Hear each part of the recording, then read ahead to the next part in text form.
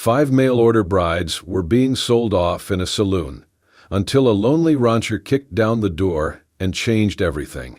Who's next, Saloon? That one, Cuban, I think. Flexible as wet willow. Who'll open the bid? Laughter cracked like gunfire across the saloon, thick with cigar smoke and spilled whiskey. Men crowded shoulder to shoulder, their boots grinding sawdust into the floorboards, eyes shining with hunger that had nothing to do with food. Saloon Finch leaned against the bar like he owned the sun, a smirk tugging one corner of his mouth as he waved his hand lazily toward the stage. Isabel, he drawled, tapping the registry book with a stained finger. 22. Dancer from Havana. Legs for days and no complaints. Who'll start? A grizzled man holding a half-empty jug lifted his hand. 2 jugs of rye and a mule. Finch sneered. She ate a fence post. Let's not insult the lady. Isabel stood under the lamplight, her red dress torn at the hem, bare shoulders proud despite the bruise along her collarbone. Her eyes scanned the room, cold as the Gulf breeze, fixed on no one. The way she held her spine straight said she had survived worse than this crowd. Beside her stood 4 other women, each broken in a different way. Callie's arms were crossed, jaw clenched, her wrists still bearing the purple stains of rope burns. Her father had traded her to settle a debt at the poker table. Her stare promised hellfire. Naomi stood silent, hands clasped like in prayer. Her lips were dry and split, her eyes distant. She hadn't spoken since her last husband tried to drown her in a trough and left her for dead. A long white scar ran beneath her chin. Joanne was older, plain as dishwater, with a nurse's apron still tied tight around her thin waist. She had been expelled from her wartime post for aiding wounded enemy boys. Now she stared at the floor, as if reading the names of the dead. And Ruth was the smallest, barefoot, tattered blue dress slipping from one shoulder.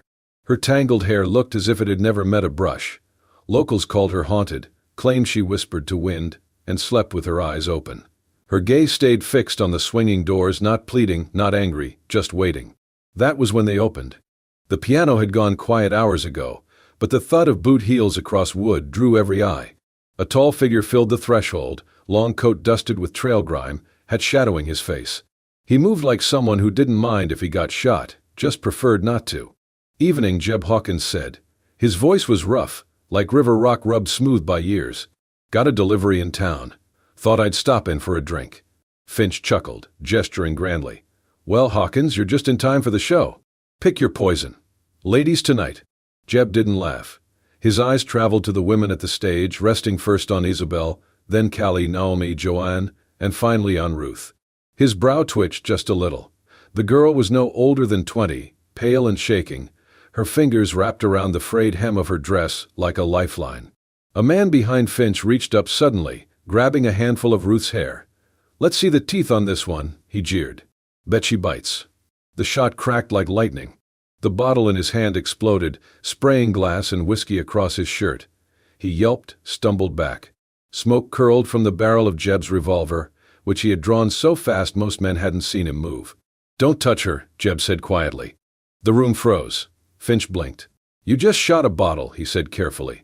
"Not a man. So let's hope that was your warning." Jeb stepped forward, slowly, deliberately. The floor creaked under his weight. "I'm not here to bid," he said. "Not here to bargain." "Then why are you here?" someone spat. Jeb stopped just short of the stage. His eyes locked on Finch's. "I'll take them all," he said. "Every last one." The crowd murmured, a mixture of disbelief and derision. "All 5? Finch raised a brow. "You drunk or just foolish?" Jeb reached into his coat. Slowly, no sudden moves, he withdrew a pouch and dropped it onto the bar. It hit with a dull, solid thunk. When Finch opened it, his smile faltered.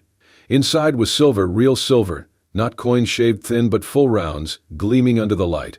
"They're not cattle," Jeb said. "They walk out with me. Now." No one moved. Finch stared at him, then at the women. Finally, Callie stepped down from the platform. Then Isabel, chin high. Naomi followed, trembling but steady. Joanne nodded once before joining them. Ruth hesitated. Jeb extended his hand. She took it. Her fingers were cold. And then they walked, past the stunned crowd, out into the cold breath of night. "Stop them." Finch's voice bellowed behind them, thick with rage and ale. "Get them back. I want that silver, or I want his scalp." Before the last syllable left his lips, Jeb had already turned. "Move," he said low, and though his voice barely rose, it cracked like a whip through the air. The 5 women hesitated for the briefest of seconds. Then Callie grabbed Naomi's elbow. Joanne shoved open the side door near the bar, and they plunged into the night. Jeb covered their retreat, revolver still warm in his hand, boots pounding the wooden floor. Behind them came the scramble, Finch's hired men, 2 of them with rifles, another with a skinning knife, all grinning like the hunt had just begun. They burst into a narrow alley behind the saloon, moonlight slicing through gaps in the old buildings. Mud clung to their boots. A broken ladder leaned against the back of a butcher shop. Barrels lined the walls, reeking of fish and grease. "This way," Jeb hissed, leading them toward the abandoned warehouse at the edge of town. His hand swept low and sharp, signaling silence. The women followed, breath ragged, skirts soaked from puddles and filth. Inside the warehouse, the dark pressed in like a second skin. Jeb lifted a rusted latch, kicked open a back exit, and led them through stacked traits and old plows. Then came the shout there, in the alley. Gunfire cracked. A bullet snapped into the doorframe just as Isabel ducked past. Ruth screamed but kept moving, gripping Naomi's arm so hard her knuckles turned white. Beyond the warehouse, a small gully cut through the dirt. Rainwater had carved a deep trench, slick and steep. Without hesitation, Jeb jumped first, sliding down and landing hard. "Down," he barked. Callie jumped. Then Isabel. Then Joanne, cursing under her breath. Naomi froze for half a second, glancing back. Ruth was still at the edge, trembling, too paralyzed to move. Naomi turned around, grabbed her wrist. "Now," she shouted, or tried to. The sound never came, but her eyes screamed it loud enough. Together they fell, tumbling into the muck below. Jeb looked up. His horse, tied near the barn earlier, had wandered close, startled by the gunfire. He ran for it, vaulted into the saddle, and turned to face the alley's mouth. Men spilled out from the warehouse. One fired, the shot skimming past Jeb's shoulder. "Keep going," he yelled back toward the women, who were climbing the other side of the ditch now, scraping knees and pulling skirts, Ruth being half carried by Naomi. Jeb kicked the horse into motion, riding at a diagonal to shield the group. With one hand he drew his second revolver, firing over his shoulder. The shots rang out, clean and practiced. One man ducked. Another fell backward into the mud with a scream. A barrel tipped ahead of Jeb. He leaned hard, arms scraping against the corner of a crate, wood splinters slicing into his skin. Blood bloomed across his sleeve. He did not slow down. The horse galloped ahead, hooves striking sparks from cobblestones. Behind them, shouts faded. Finch's men weren't prepared for a chase through a town that barely had a road. At the edge of a dried creek bed stood an old delivery cart, abandoned and half sunken in weeds. Jeb jumped off, guided the horse beside it. "In," he told the women, already clambering up to the driver's perch. Callie took the reins without being asked, surprising even herself. "I've handled worse things than mules," she muttered. The rest clambered in, Joanne first, then Isabel and Naomi, Ruth curling herself into the back. Jeb mounted behind, scanning the horizon. "Hold tight," he muttered. The cart creaked and lurched forward. Behind them no more gunshots, just the howl of wind and the scent of old rain rising from dirt. Naomi was still gripping Ruth's hand as if letting go would mean drowning. Their chests rose and fell in near unison, cheeks smeared with mud. Joanne wrapped her shawl around both of them. No one spoke. Jeb rode behind them on horseback now, his face unreadable, but his gaze never left the cart. He checked their count, 5. He checked for injuries, none fatal. His sleeve was soaked through, pain biting at his arm, but he made no sound. Just a silent nod to himself, and then to the road ahead. By the time they reached Jeb's land, the stars were high and windless over the horizon. The wagon wheels clattered over dry soil as they passed a split fence, 2 posts leaning like old bones. His ranch sat alone at the edge of nothing. No neighbors, no town lanterns, just a squat wooden house weathered gray by sun and silence. The cabin looked like it had stood through storms without flinching. A porch leaned slightly to one side. One shutter hung loose. But the windows were intact, the door strong, and there was smoke curling from the chimney, as if the house had been holding its breath for years and was only now exhaling. Jeb dismounted and opened the door without ceremony. "Ain't much," he said, voice low. "But it's dry." The inside was dim, lit by an old lantern hanging from a ceiling beam. There were 2 beds, one narrow cot in the corner, another larger but worn. A hearth sat cold and blackened, and against the far wall, a table scarred by knives and time. Shelves with chipped mugs, a water basin, a single mirror cracked in one corner. Callie stood in the doorway, arms crossed, measuring everything like she might need to break it someday. Joanne moved first. "It's clean," she murmured. "That's something." Isabel lit the fire with kindling she found in a tin near the hearth. Naomi and Ruth huddled close together near the wall. Jeb dropped his saddlebags by the door, pulled off his coat, and spread an old, faded blanket onto the wooden floorboards. He folded it once, then again, lay his coat on top as a pillow. Without a word, he sat on the edge of the hearth, wincing slightly. Joanne saw it. The way he tilted his shoulder, the stiffness in his right arm. "You're hurt," she said. "Nothing needs fussing over." She stepped forward anyway. "Sit still." He didn't argue. She peeled back his torn shirt and saw the raw scrape down his upper arm and shoulder, wood splinters, dirt, dried blood, clinging to bruised skin. He smelled like smoke and horse and desert wind. She cleaned it gently with a cloth soaked from the basin, then wrapped it in clean bandage from her old apron. "I've seen worse," she said softly, more to herself than him. He looked at her then, eyes steady. "You a nurse?" "Used to be," she answered. "Before they decided saving the wrong men meant I wasn't holy enough for the rest." He nodded once, said nothing more. Later, while the women found spots to sleep, some on the bed, some on coats laid out on the floor, Callie sat near the door, her back against the wall, arms across her knees. Joanne knelt beside her. "That man," she whispered, watching Jeb as he stoked the fire with his uninjured arm. "He's not like the others." Callie did not respond for a long moment, then muttered, "He's quiet." "That's rare." "Quiet's not the same as kind," Joanne said, "but sometimes it's close." Out on the porch, Jeb stepped into the still night, breathing in the scent of distant rain. Ruth followed him quietly, barefoot, the hem of her dress brushing over dust and dried grass. She didn't say anything. Neither did he. The moonlight caught in her tangled hair, where bits of burrs and desert brush clung like remnants of escape. Jeb reached out, slowly, brushing the back of her head with fingers rough but gentle, pulling a thorn free. She flinched, but didn't move away. "Got caught in the misquite," he murmured. She looked up, met his eyes. They stood like that for a second, no longer stranger and fugitive, but something thinner, more human. The kind of pause that does not ask for words. Ruth blinked once, then stepped back inside. Jeb watched the door close softly behind her.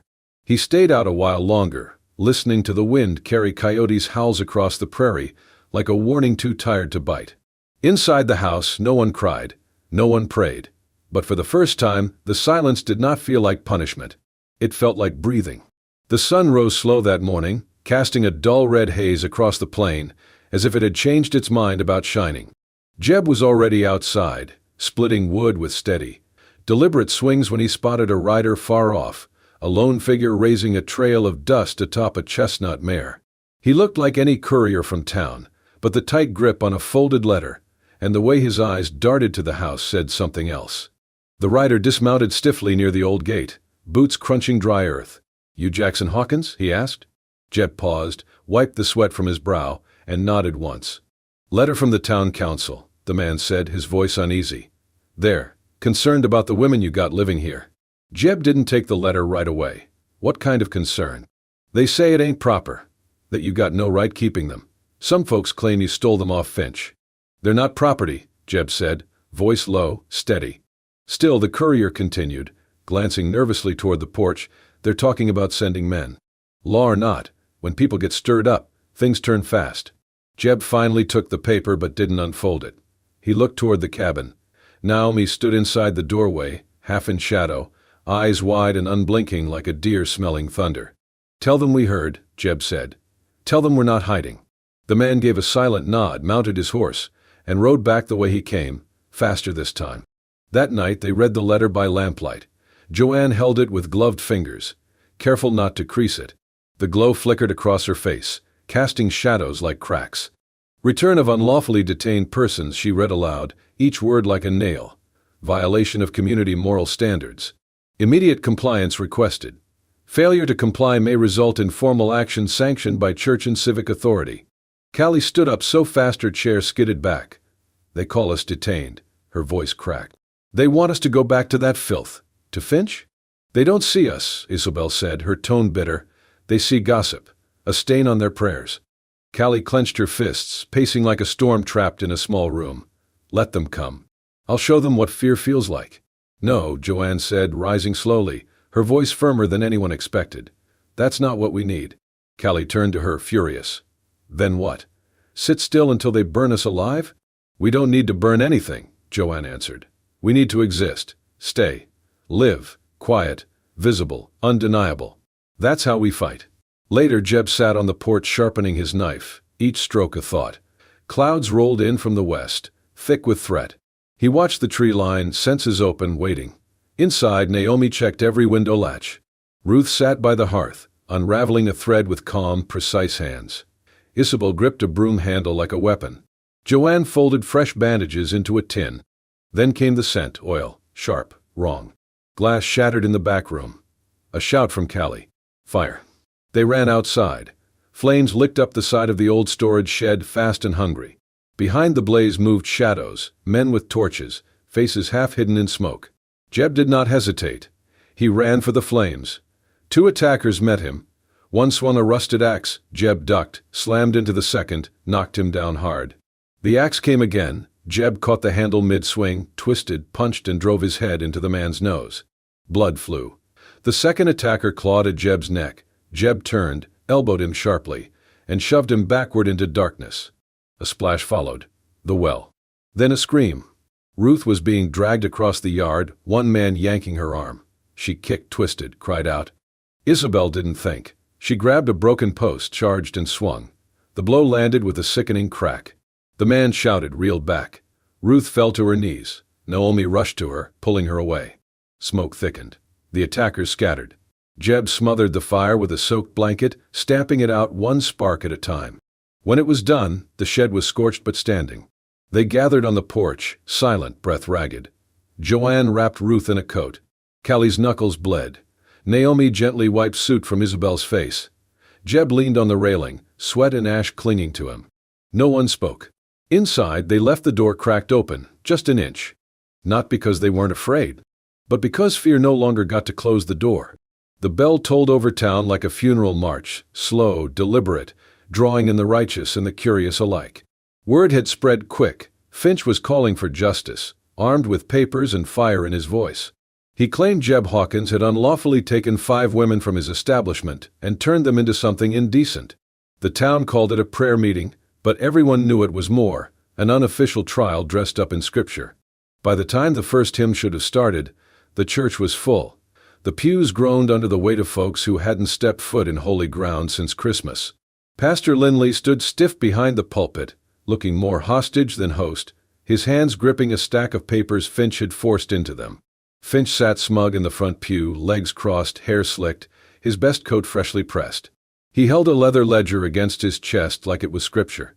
2 of his bruised men, who'd failed to take the women back by force, flanked him, nursing silent grudges. Earlier that morning, he'd stood in the town square shouting, 1 man, 5 women. That's no homestead. That's a harem with better lighting. He stole them from my care and cloaked it in piety. Jeb Hawkins is no savior. He's a thief hiding behind kindness. The church doors creaked open one last time. Jeb walked in, dust on his boots, hat in hand, face unreadable. He didn't look at Finch. Didn't look at the crowd. Just took a seat near the back.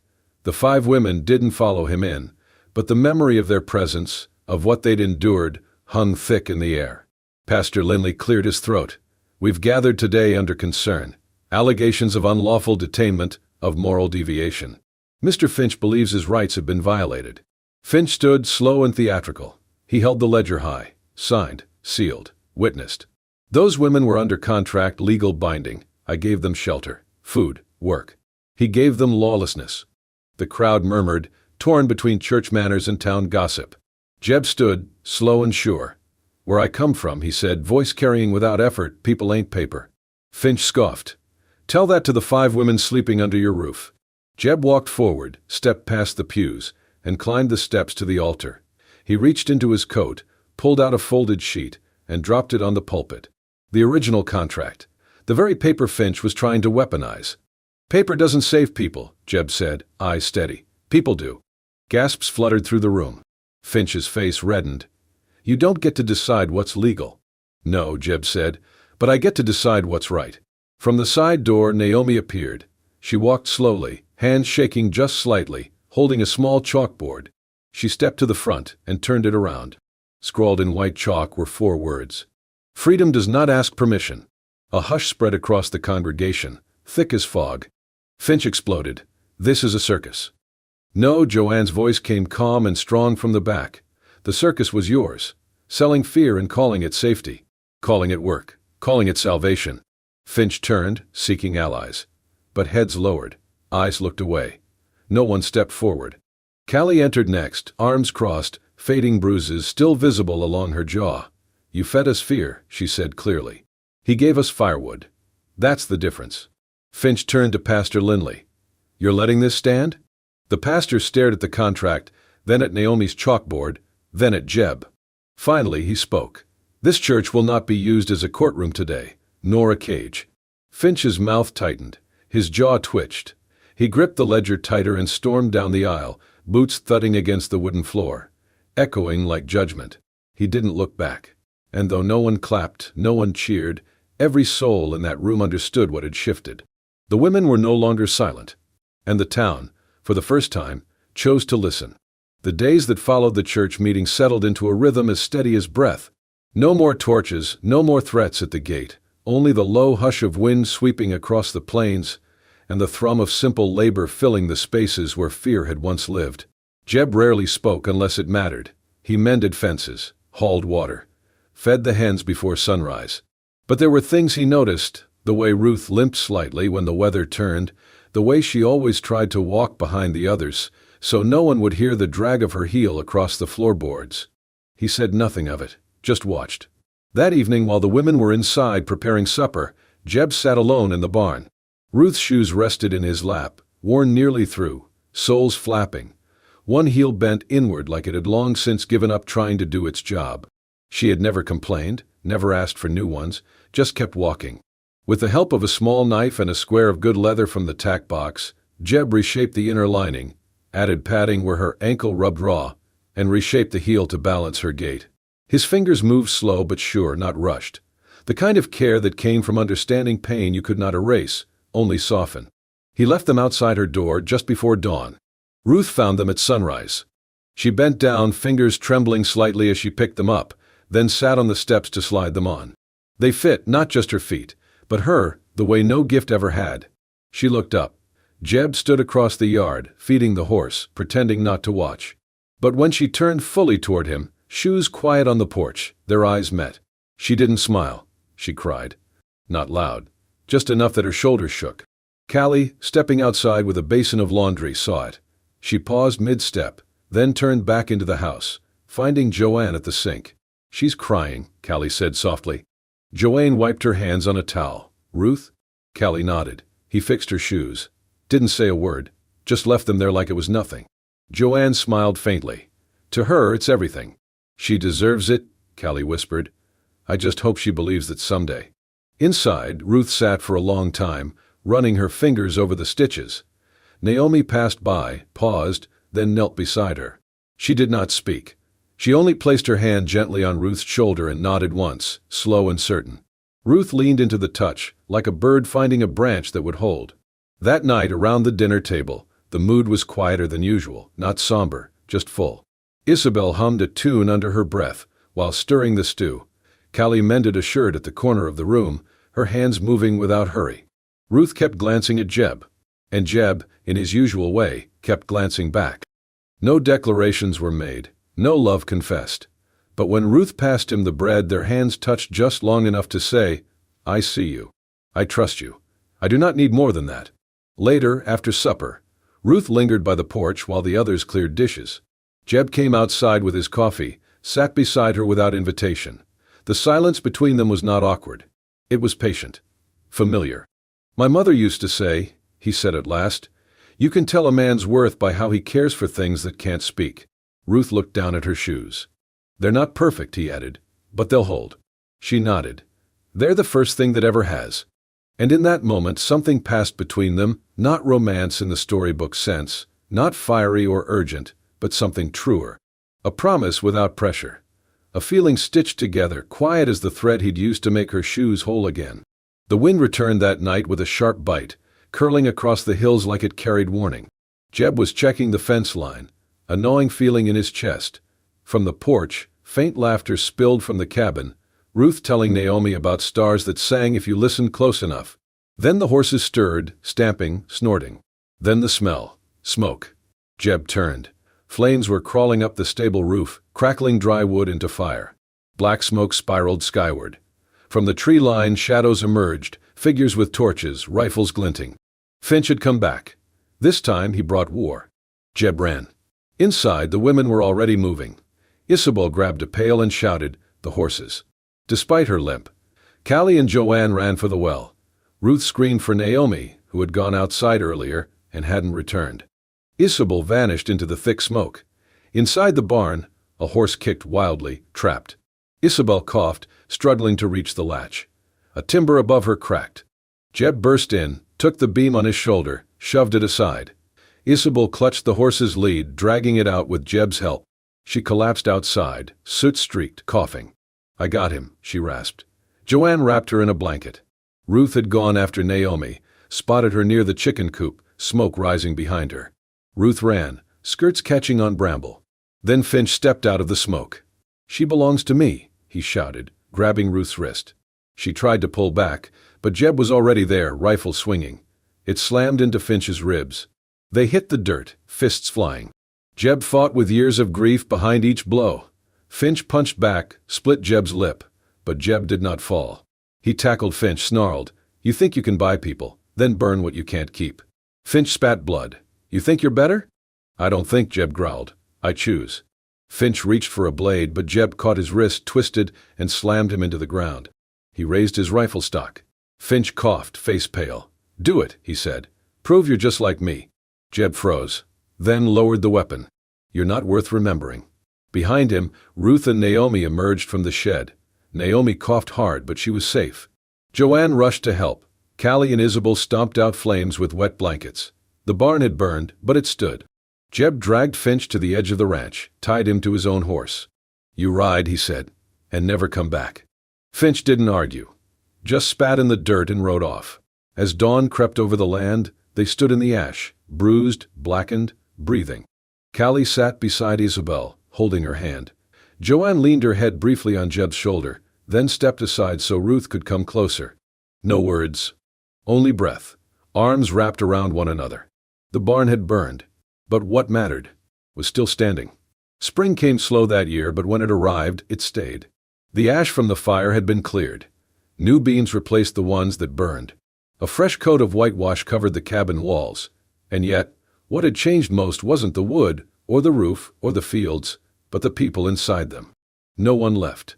The women who had once sat silent on a saloon wall, waiting to be claimed like livestock, now moved through the ranch like they'd always belonged there. Because now they did. Ruth and Jeb were married one morning, just after sunrise. No priest. No audience beyond the four women who stood beside them, cheeks pink from the cold, eyes bright with something fierce and proud. Joanne held Ruth's bouquet, made of wild sage and dried wheat. Naomi braided a ribbon into her hair. Isabel played a slow tune on a borrowed fiddle, the bow light and careful. Callie stood beside Jeb like a second witness, nodding when he stumbled over the words. There were no rings, just one promise. Jeb took Ruth's hands in his, voice steady. "You don't belong to me," he said. "You are yours. And I'm lucky, because you chose to be near." Ruth smiled then, small but real, a smile that had never existed in the saloon, or under any man's claim. She leaned forward and kissed him, not with trembling, not with fear, but with the surety of someone who had found home. After the ceremony, life didn't slow, it deepened. Callie opened a saddle repair shop near the edge of town, close enough for customers but far enough not to hear the gossip. She worked with her sleeves rolled up and her chin high, teaching young boys how to knot leather and never apologize for being loud. Isabel turned the old granary into a dance room, just one mirror, one wooden floor. She taught little girls how to move their hips like wind and their hands like water. Her limp remained, but so did her grace. Naomi began visiting the schoolhouse. At first just to help sweep, then to teach a few signs to a mute child who stared more than spoke. Soon, the whole town knew how to say friend with their fingers. And Joanne returned to medicine, not under a banner, not in a uniform, but in the homes of women in labor and old men too proud to say they were afraid. They called her Doc Joe. She never corrected them. No one grew jealous. In fact, it was the opposite. They grew stronger in each other's victories. They laughed louder over stew, shared boots and secrets in silence like treasure. They were not wives. They were sisters. One evening, the table was full: bread, beans, roasted roots, and laughter. Naomi told a story with her hands, and everyone understood. Isabel teased Callie about the saddle order that had come in late.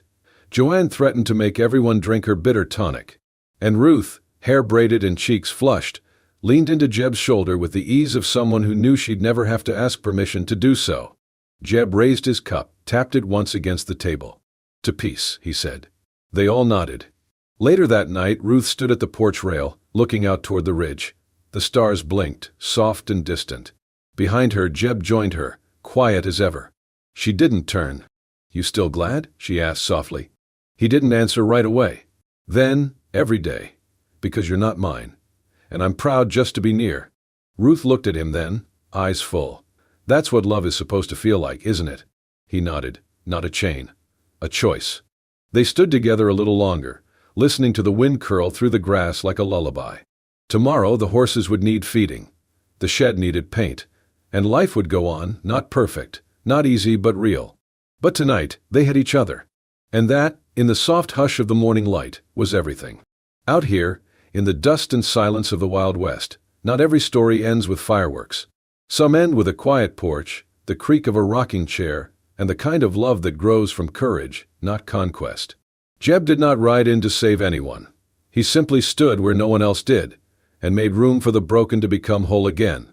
If this story stirred something in you, if you believe love can bloom even in the hardest places, then saddle up and join us for more. Subscribe to Wild West Love Stories, where every tale is born from dust, danger, and devotion that defies the odds.